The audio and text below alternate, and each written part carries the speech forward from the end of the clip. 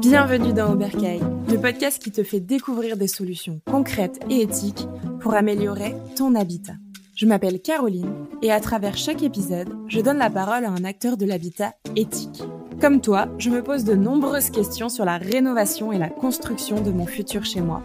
Alors ensemble, partons à la recherche de solutions adaptées à chacun d'entre nous et cela commence dès maintenant. Aujourd'hui, j'ai le plaisir d'accueillir Nicolas Charton, l'hôte du podcast 6 heures du Bat. Bonjour Nicolas. Salut Caroline. Alors Nicolas, tu es un passionné du bâtiment, même si c'était pas ton chemin professionnel au départ. Avec ton podcast, tu t'attelles à redorer le blason de ce secteur en expliquant l'écosystème du BTP, les méthodes et les partages d'expériences provenant du terrain. Parti d'un parcours en start-up, tu t'es laissé séduire par le chantier et tu ne veux plus en décrocher. J'ai l'impression que c'est devenu une vraie passion. Dans cet épisode spécial, on va explorer les pépites que tu as dénichées au fil de tes discussions dans 6 heures du Bat, analyser les leçons que t'en as tirées et découvrir aussi les entreprises qui t'ont marqué. Du coup, chers auditeurs, préparez-vous à plonger dans l'univers du BTP. C'est parti, on est parti pour cette discussion, Nicolas. Trop cool. T'es prêt ? Yes. Allez, go. Du coup, en fait, j'ai déjà une première question un peu spécifique. C'est quoi ta plus belle découverte à travers tes épisodes et pourquoi ? Je te demande déjà de choisir. Ah oui, direct les choix. Écoute, moi, comme tu dis, j'essaye d'explorer un peu l'ensemble de l'écosystème du BTP. Donc je vais te faire une découverte un peu globale. Donc c'est-à-dire que moi, c'est vraiment j'ai découvert un monde incroyable en fait, un monde riche, un monde vraiment plein de diversité, que ça soit dans les métiers, que ça soit dans les entreprises, dans les parcours. Et ça, c'est vraiment ma plus belle découverte parce qu'en fait, c'est une image du BTP qu'on m'avait jamais vendue, qu'on m'avait jamais présentée. Et découvrir ça un peu sur le tard, c'est ça la plus belle découverte, c'est se dire que y a un monde comme ça qui existe et qui est incroyable et que du coup j'essaye d'explorer. Et je dirais que ma plus belle découverte, c'est vraiment le parcours des gens et leur fierté en fait, la passion qu'ils ont dans leur métier. Et c'est ça le plus beau en fait. Les gens qui sont passionnés de leur métier, c'est vraiment ce que j'adore découvrir au fil des épisodes, quoi. Il y a du concret, il y a du vécu, on sent que c'est par les vrais aussi peut-être. Ouais, c'est ça. Et puis c'est surtout en fait c'est dépasser le cadre du métier. En fait, on met souvent les gens dans des box type lui il est artisan, il est ouvrier, il est maçon ou autre. Mais en fait, quand tu leur demandes, tu poses des questions, tu te renseignes et autres, mais c'est des gens qui font tellement d'autres choses que seulement leur métier. Et c'est ça qui est incroyable en fait. Est-ce que tu as un exemple concret en tête par rapport à ça ? Oui, je vais te dire instinctivement, moi le plus bel exemple que j'ai eu, c'est Martin Duplantier qui est architecte urbaniste. Mm-hmm. Et en fait, moi je l'ai découvert à l'époque où j'étais justement dans ma vie de start-upper, où je visais les architectes. Et en fait, en découvrant ce profil, je suis tombé sur quelqu'un qui est ultra engagé sur la cause ukrainienne. Par exemple, il était donc à la fois prof dans des universités là-bas. Et au moment de la guerre, en fait, il s'est pas posé la question et il s'est dit, écoute, je vais là-bas le plus souvent possible et je vais œuvrer à aider les gens à déjà structurer les bâtiments, faire en sorte que ça tienne et faire en sorte que ça soit bien reconstruit parce qu'il va y avoir énormément de choses à reconstruire. Et ça, je trouve ça incroyable de prendre autant de risques, de pas se poser la question, d'aller aider les gens. Ça, il aurait pu juste se dire, écoute, moi je suis en France, j'ai mon cabinet à Paris, à Bordeaux, même si j'ai été prof et que j'ai des gens que je connais en Ukraine, en fait, à quel niveau je peux faire quelque chose, quoi. Et en fait, il s'est pas posé la question, il a été s'engager là-bas, et puis c'était un partage vraiment incroyable. Il te racontait des choses que, en fait, normalement, tu vois ça que soit dans les médias, soit si tu connais quelqu'un qui est sur le front, quoi. Donc c'était vraiment un choc et vraiment vraiment une claque, quoi. C'est là que j'ai vraiment vu que derrière chaque métier, derrière chaque parcours, il y avait des engagements exceptionnels, quoi. Tu te prends une belle claque d'humilité avec ce genre de discours. Clair. Exactement. Ok, trop bien. Merci déjà pour ça. Est-ce que on va parler un peu de tes apprentissages sur le secteur du bâtiment ? T'as fait pas mal d'épisodes, il y a pas mal de sujets. Je sais pas s'il y en a un qui te vient en premier sur lequel t'as envie de parler, sinon j'en ai 2-3 à t'évoquer. Écoute, moi, mon plus bel apprentissage, l'apprentissage que je ressors de tous ces épisodes, parce que comme tu dis, il y en a eu pas mal en vrai. On commence à approcher la trentaine d'échanges, quoi. Donc c'est déjà un bon panel et c'est vraiment, en fait, sortir de cette idée reçue. On dit souvent le BTP innove pas, le BTP bouge pas, c'est un vieux secteur, c'est quelque chose de très ancré dans l'ancien et autres. Et en fait, il y a un nombre d'innovations, un nombre de développements, un nombre de nouvelles technologies, nouvelles approches, nouvelles méthodes qui viennent du BTP qui est incroyable. Et je me dis, en fait, c'est ça que je retire le plus, c'est que, comme tu dis, tu sors des idées reçues, tu sors du blason du BTP un peu sale, un peu poussiéreux, et au final, tu vois que c'est... qu'ils sont en avance sur pas mal de sujets, à la fois sur les nouveaux matériaux, mais en fait, ils sont en avance, mais c'est aussi parce qu'on leur impose d'avancer. Ils n'ont pas le choix, en fait. Il y a des lois, il y a des choses qui sont mises en place, et c'est les premiers à devoir bouger parce que c'est eux qui sont le plus impactés, quoi.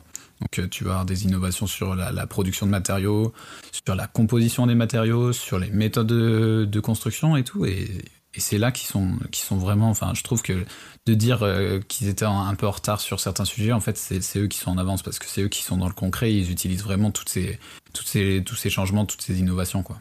Ouais. Typiquement, j'écoutais un de tes derniers, si je me trompe pas, sur le fait d'avoir une double journée et qu'il faut pouvoir gérer ces doubles journées et qu'il faut pouvoir s'aider. C'est typiquement là-dedans. Ils sont en première ligne, principalement quand on parle vraiment des artisans dans le BTP, etc. Ils sont en première ligne. Les fabricants aussi, de toute façon aussi. Ils doivent s'adapter. Et du coup, il y a plein de petits outils. Est-ce qu'on peut parler peut-être un peu... de ta vision, alors il y a deux choses, le digital et la low-tech. Je sais que t'as eu les deux aspects. Qu'est-ce que t'en as perçu à travers tes interviews, à travers les personnes que t'as rencontrées? Comment ça s'adapte au niveau du digital? Parce que faut pas se leurrer, le secteur du bâtiment a eu quand même un petit temps de retard sur le digital par rapport à d'autres secteurs peut-être plus mis en avant. Bien sûr. Comment tu l'as perçu et quelles ont été un peu tes grosses découvertes là-dessus, quoi? Mais en fait, il y a eu un gros changement, je pense, sur le secteur. Enfin, c'est ce que je ressens et ce que j'ai pu creuser un peu avec les gens que j'ai reçus. C'est qu'à une époque, le digital pour le BTP était poussé par des gens qui n'étaient pas du secteur. C'est-à-dire qu'il y a énormément de produits logiciels, développement et autres qui ont été faits par des éditeurs de logiciels qui n'étaient pas du secteur. Et la plupart des éléments digitaux, des éléments qui ont transformé le BTP viennent de personnes qui étaient du secteur, qui se sont dit j'en peux plus de travailler de cette manière-là, c'est plus possible, il faut qu'on avance, il faut qu'on change. Et c'est ces gens-là qui sont sortis de leur activité de chantier pour justement venir bousculer les choses à la fois sur le digital, à la fois sur des innovations, des optimisations. Et c'est eux en fait qui font bouger les choses de l'intérieur, et ça passe par des petits acteurs comme des gros acteurs, mais je trouve que le virage vers le digital il s'effectue plutôt dans les bonnes conditions, même si il y a des fois où ça va être complexe. On va avoir, comme dans tout secteur, les freins au changement.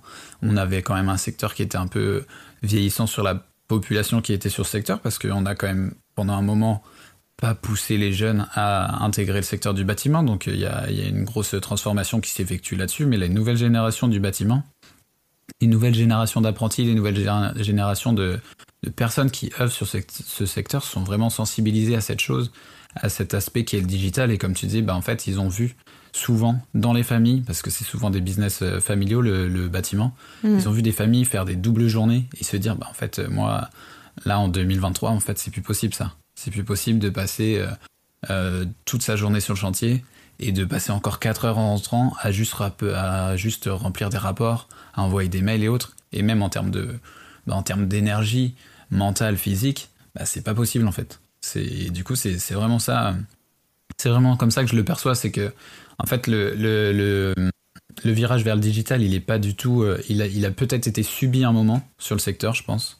Et on a voulu l'imposer de manière un peu délicate et pas forcément dans le bon sens, un peu de manière maladroite, en disant écoutez, on a des super trucs qui vont vous améliorer votre quotidien, vous allez gagner tant de temps par semaine et autres. Mais en fait, tant que ça venait pas du secteur, je pense que la preuve sociale était vraiment nécessaire en fait là-dessus, sur ce changement-là.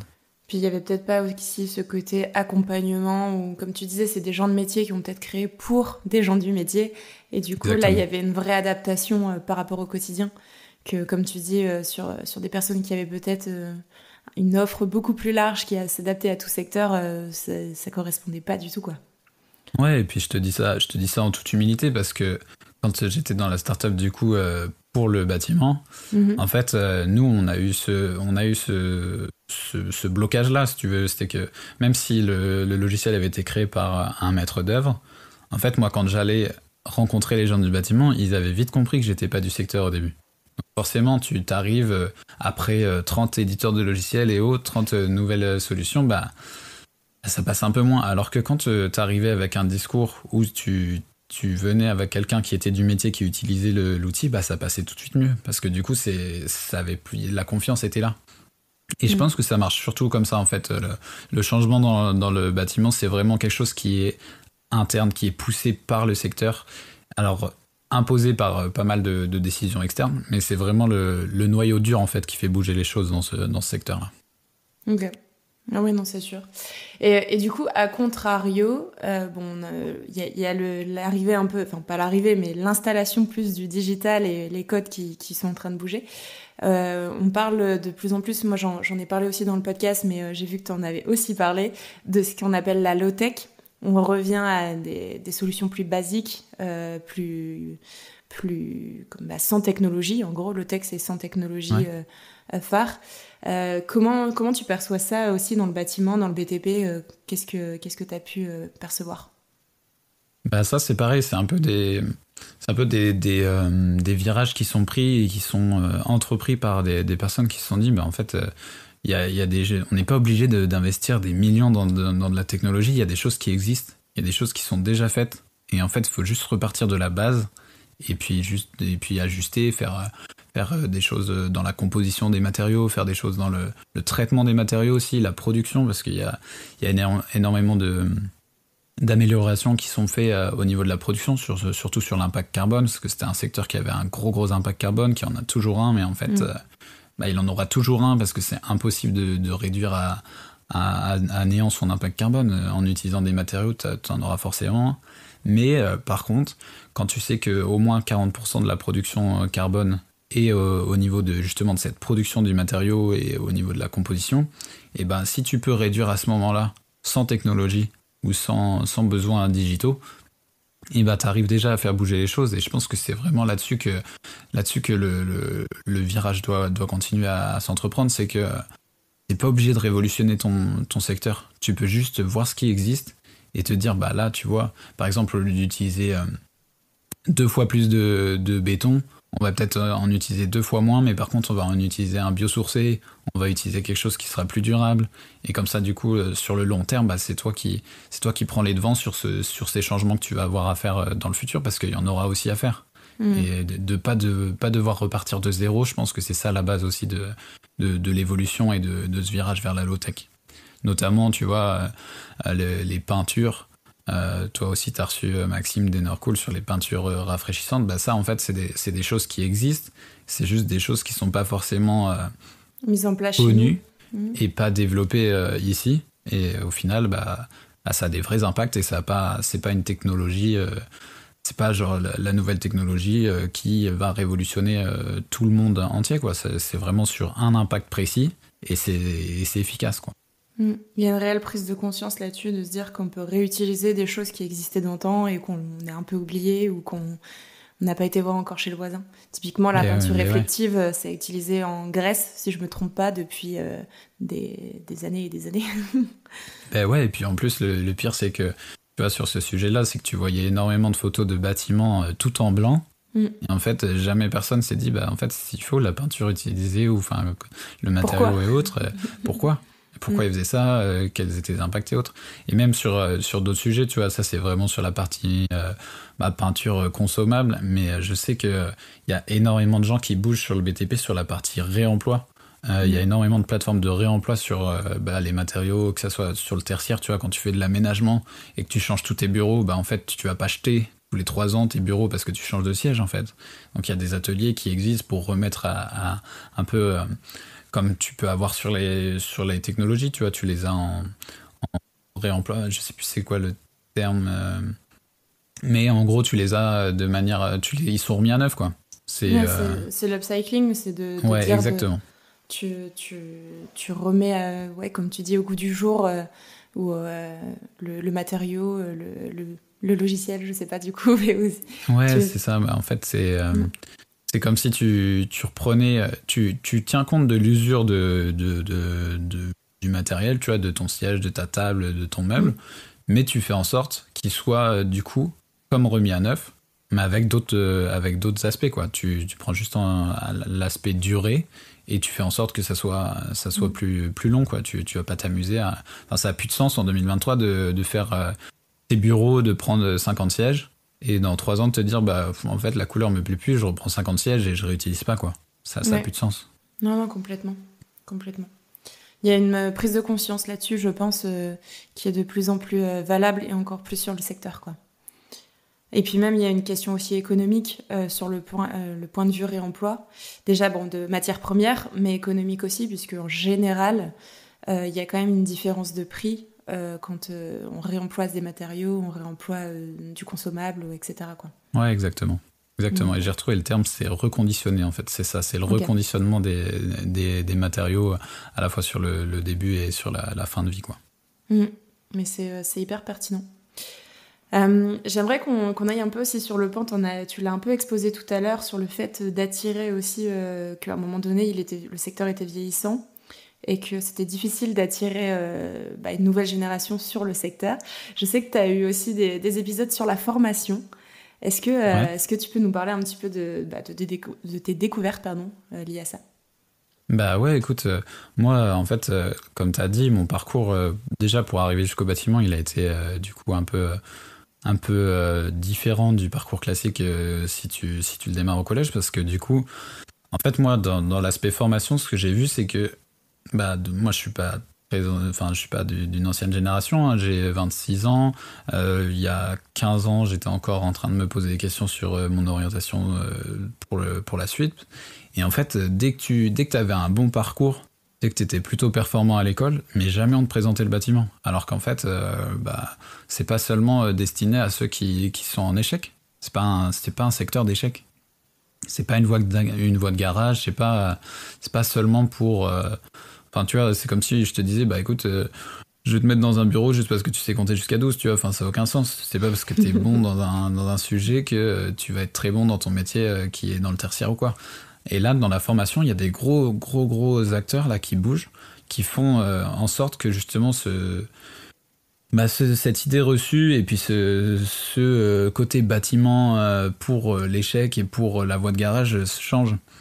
Il peut y avoir beaucoup de programmes sur quand tu fais tu reprogrammes un peu ta carrière, tu changes de carrière, et là tu as fait 10 ans dans le tertiaire et tu te dis mais en fait en effet c'est pas ça que je veux faire, et tu te retrouves dans des programmes comme l'école Gustave ou comme les formations des compagnons, où tu te retrouves dans ce genre d'organismes qui vont te pousser sur des trucs super courts et qui vont te donner les bases des métiers. Et en fait c'est hyper accessible maintenant, le bâtiment est hyper accessible, sauf que du coup il y a un gros sujet sur montrer que c'est accessible, montrer ce qui existe en termes de formation, montrer la facilité aussi d'accès, parce que c'est pas que de l'atelier le bâtiment, ça peut être sur plein d'autres sujets. Donc tu peux faire des études sur de la conduite de travaux, tu peux faire des études sur pas mal d'autres choses. Il y a énormément de métiers et en fait c'est ça le cœur du sujet pour la formation, c'est de montrer toutes les possibilités qui existent et surtout montrer que c'est pour tout le monde. Montrer que c'est pour ceux à la fois qui sont bons à l'école, ceux qui sont pas bons à l'école, ceux qui ont envie de faire autre chose. C'est un secteur qui est ultra riche. Tu peux trouver à faire sur tout le secteur, que ça soit du manuel, que ça soit de la réflexion, de l'ingénierie, que ça soit de l'étude, du diagnostic. Enfin, il y a énormément de choses. Donc, t'as pas besoin d'un parcours. Bah ouais, c'est clair. C'est pas que du manuel. Dans les acteurs, écoute, ouais, je te dis... des nouveaux acteurs, il y a un peu l'école Gustave qui est portée par Marie-Blaise là sur Paris, Marseille. Maintenant, ils ont ouvert un autre campus. Tu vas avoir d'autres bootcamps un peu comme ça. J'ai reçu aussi Charlotte Leroux qui fait sur la partie menuiserie. En fait, t'as beaucoup de lieux qui existent maintenant pour se former au bâtiment. Ça sort aussi, un peu du... je crois. Ouais, exactement. Ouais. Mais ouais, c'est ça. Et puis la formation, en fait, c'est un gros enjeu maintenant. c'est lié aussi aux enjeux qu'on a évoqués auparavant. C'est le recrutement. Tu vois, t'as du mal à recruter du monde dans le bâtiment, mais pourquoi ? Bah parce que déjà, en amont, il faut qu'il y ait plus de monde. Et comment tu fais pour qu'il y ait plus de monde ? Bah, tu fais en sorte que le bâtiment soit plus dynamique. Ça, c'est des choses que font, par exemple, la FFB sur des initiatives comme les coulisses du bâtiment, où ils font découvrir des chantiers à des jeunes, du collège au lycée. Ils ouvrent les CFA, ils ouvrent les ateliers. Et en fait, tant que tu montres pas aux gens, bah, ils vont pas pouvoir le voir par eux-mêmes. Et puis pareil, il faut du témoignage, il faut des gens qui te montrent ce qu'ils font dans la vie, leur métier. Et ça, bah, là, c'est un peu le bon côté des réseaux sociaux, c'est qu'il y a aussi pas mal de monde qui le font sur les réseaux sociaux. De plus en plus, ouais. Et ça, c'est un des bons côtés des réseaux sociaux, malgré pas mal d'autres côtés qui sont plutôt négatifs sur le long terme. C'est vraiment cet aspect de le rendre attractif. Il y a aussi ce côté, aussi, parce que du coup, c'est accès pour tout le monde, et aussi à la féminisation dans le bâtiment. C'est aussi un sujet que c'est pas réservé aussi qu'aux bonhommes et qu'aux hommes, c'est aussi Exactement. pour les femmes. Et ça, c'est aussi un vrai sujet aussi de dire, vous avez autant votre place, peu importe votre sexe, entre guillemets, quoi. Bah ouais, bien sûr. Bah ça, là-dessus, sur la féminisation, je trouve qu'il y a un bel élan qui est en cours sur le secteur. Et en fait, il y a un truc qui est hyper important à dire, c'est que, en effet, c'est ouvrir les métiers du bâtiment aux femmes, mais c'est surtout repenser à la fois les capacités d'accueil sur les centres de formation, dans les entreprises aussi, pour que ça puisse accueillir un public féminin, parce que ça passe aussi par là. C'est pas seulement juste dire, bah écoute, tu peux devenir peintre, tu peux devenir plombière, tu peux devenir maçon. Il faut aussi donner les conditions pour que ça soit une réussite. J'ai échangé aussi avec des femmes qui voulaient rentrer dans le BTP, et quand ils me racontent que quand ils entrent en entretien, qu'ils vont dans l'entreprise, qu'ils voient qu'il n'y a pas de toilettes femmes, par exemple. En fait, à quel moment tu te dis je vais aller bosser dans cette entreprise, il n'y a même pas des toilettes qui me sont réservées. C'est fou. C'est juste fou. Mais après, pour moi, en fait, si tu veux, il y a un sujet, c'est que pour que ça avance vraiment beaucoup plus, faut que ça soit une initiative qui soit commune, en fait. Faut pas que ça soit juste un combat, les femmes du BTP qui veulent rentrer dans le BTP vs les hommes qui sont déjà dans le BTP. Non. En fait, il y a énormément d'hommes qui font bouger les choses aussi dans la féminisation. Il faut que ça soit un mouvement qui doit être porté par tous, de la formation, des entreprises, même, tu vois, nous, sur des podcasts, sur des médias, de montrer que ça existe, de montrer qu'il y a des choses qui sont faites, que ça avance, que c'est pas seulement, pas seulement cloisonné, même si les chiffres, ils restent encore faibles, et que la parité et que l'équité en termes de présence femmes-hommes dans le bâtiment, elle va être longue à atteindre. C'est pas forcément un but en soi, l'équité, la parité, c'est juste de faire en sorte que ça soit plus inclusif, plus accessible à tout le monde, quoi, c'est tout. Je dirais pas mieux. Merci pour ça. Est-ce qu'il y a un autre sujet, un autre apprentissage qu'on n'a pas parlé qui te vient et sur lequel tu as envie de rajouter quelque chose ? Je t'avoue que là, je pense qu'on a fait un gros tour sur les apprentissages, mes apprentissages du secteur, mais en fait, je vais pas te mentir, moi, j'apprends tous les jours sur ce secteur, donc si tu veux, on enregistre demain, j'aurai appris des nouvelles choses. Franchement, il n'y a pas un jour, peut-être pas une semaine, où j'apprends pas quelque chose de nouveau sur ce secteur, un métier, une entreprise, des méthodes. C'est incroyable, tu vois. Moi, il y a encore un an, et encore aujourd'hui, je pense que tu me demandes de faire des activités de bâtiment, bon, je serais peut-être pas forcément capable, mais au moins je saurais à qui m'adresser, tu vois. Et ça c'est fou, parce que c'est tellement riche, tellement de monde, tellement d'opportunités, que ça soit dans les méthodes de construction. Moi, tu vois, je me suis pris de passion pour notamment la partie archi d'intérieur, la partie méthode de construction et architecture complexe.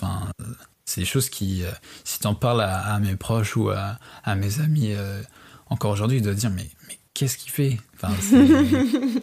D'où il sort ça ? Mais d'où il sort ? C'est pas la personne que, c'est pas les sujets sur lesquels j'étais avant, quoi, parce que c'est des sujets qu'on m'avait pas forcément présenté de la bonne manière, et du coup j'avais du mal à m'y intéresser. Mais maintenant tu vois, je vais aller creuser sur des nouveaux matériaux, des trucs, je vais pouvoir te parler de béton décarboné, rien que de le dire, je me dis mais c'est fou d'être capable de trouver autant de nouvelles choses à apprendre tous les jours, quoi. Je comprends ce sentiment. Il est partagé.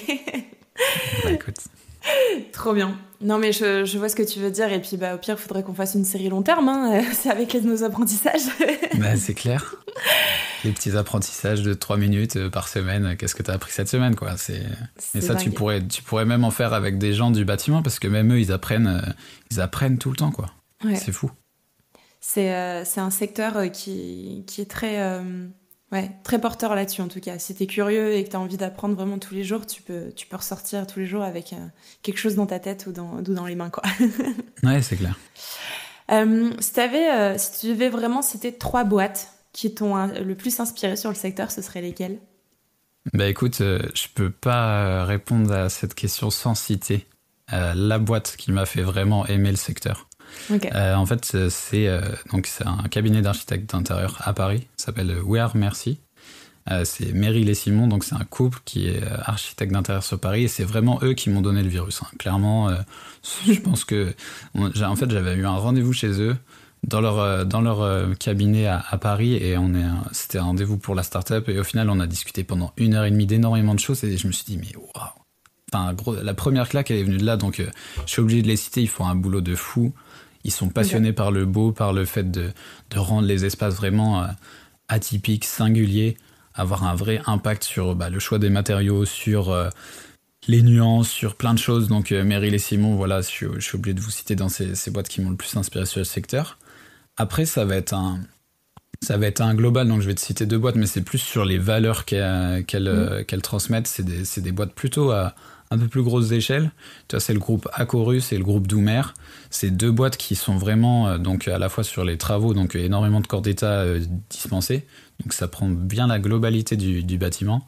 Mais c'est surtout 2 entreprises dont je partage les valeurs. En fait, c'est valorisation des métiers, responsabilisation, valorisation des paroles du collaborateur.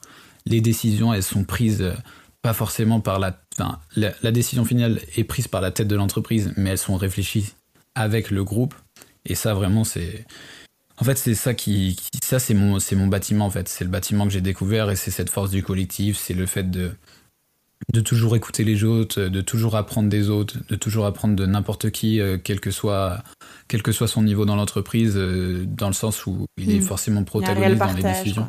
Ouais, voilà, c'est ça. Et puis pour finir, tu vois, une boîte historique du secteur, j'ai pas eu vraiment l'occasion d'échanger avec elle, c'est donc la boîte Semain. C'est la boîte familiale, du coup, c'est une histoire familiale incroyable, et c'est aussi un bon représentant du bâtiment, parce que c'est, comme je te disais, il y a énormément de boîtes du bâtiment qui sont des aventures familiales.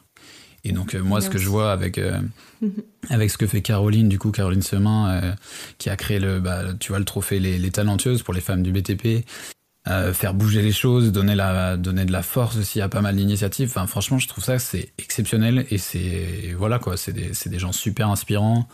Et pour avoir échangé avec du coup des personnes qui avaient eu ce trophée du coup des Talentueuses, rien que pour la confiance et la validation que ça a pu donner à ces femmes incroyables du BTP, franchement, je suis obligé de la citer dans les belles découvertes et dans les boîtes qui m'inspirent, quoi.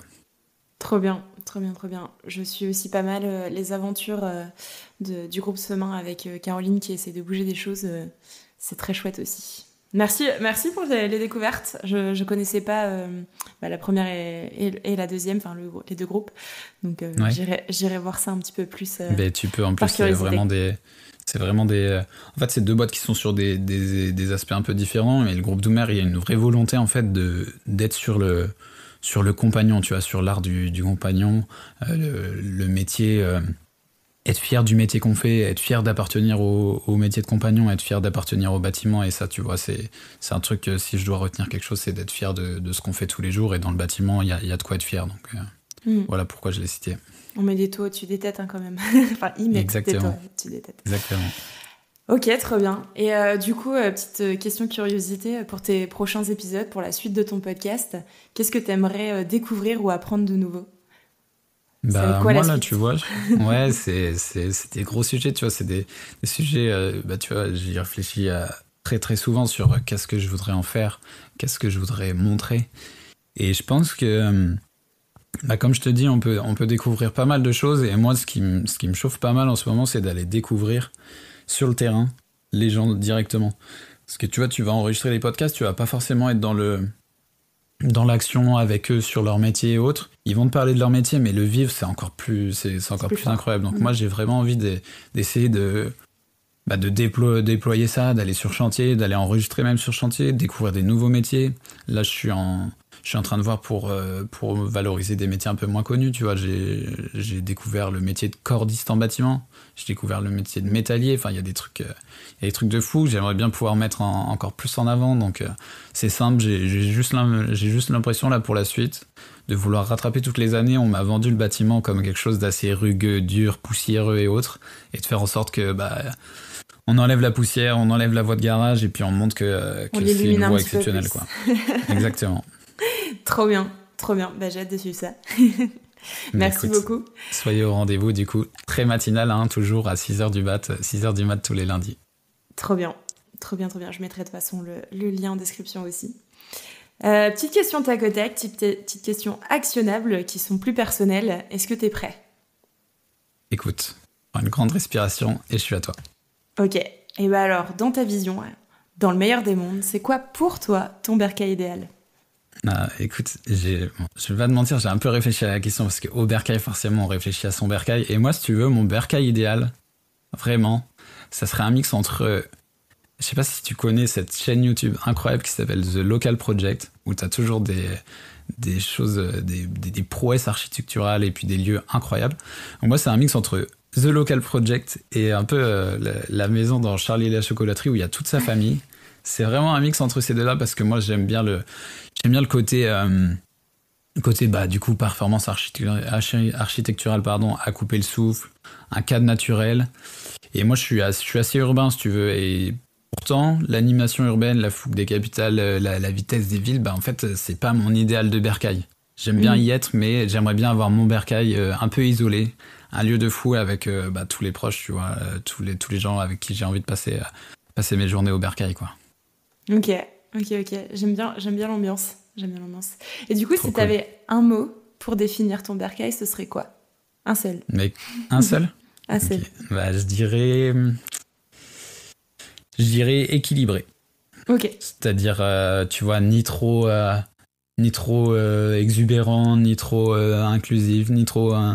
tu vois, c'est vraiment, comme je te dis, ce mix entre un truc hyper fou niveau architecture, mais en même temps un truc un peu intimiste où t'es avec les tiens, il n'y a pas beaucoup de mouvement, t'es en pleine forêt ou quoi, enfin vraiment un truc équilibré, ni trop de bruit, ni trop silencieux, ni trop chaud, ni trop froid, enfin un truc comme ça, quoi.